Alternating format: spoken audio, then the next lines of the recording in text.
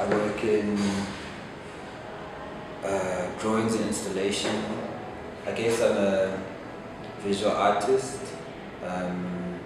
My background is architecture, and I try to keep some kind of conversation between a type of spatial practice, which is maybe in scale from like urban to kind of intimate human scale, and a drawing practice which tries to, I guess it takes cues from mapping and like kind of survey practices, but tries to collapse some kind of theoretical notions and kind of physicality onto a picture plane. So my work tries to, I guess, always understand, I guess it tries to ask like a big question, like what is going on? Like in any situation, like what is actually happening here?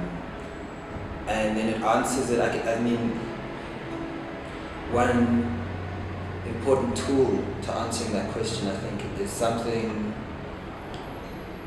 that I call like a kind of social fiction.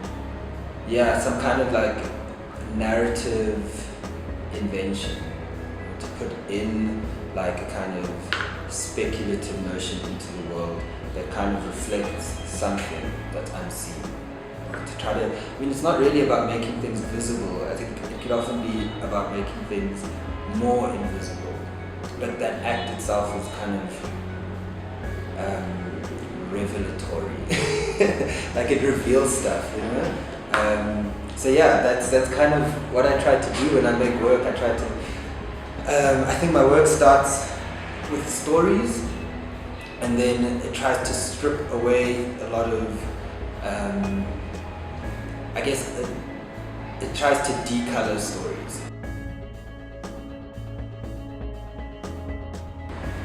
I mean, you know, I think the question of who my work speaks to is I'm struggling with. There's who I'd like my work to speak to. And that's just the people who I relate to. I tend to think of myself as existing within a particular community. I try to make work for my community. But actually who the work ultimately speaks to is quite confusing. You put your work in a space and the audience is determined by the space, not by the work. So, and often spaces that my work exists in, like fine art spaces, galleries, even online,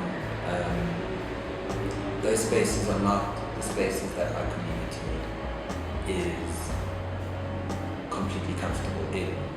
A lot of spaces can be quite intimidating, actually, purposely so.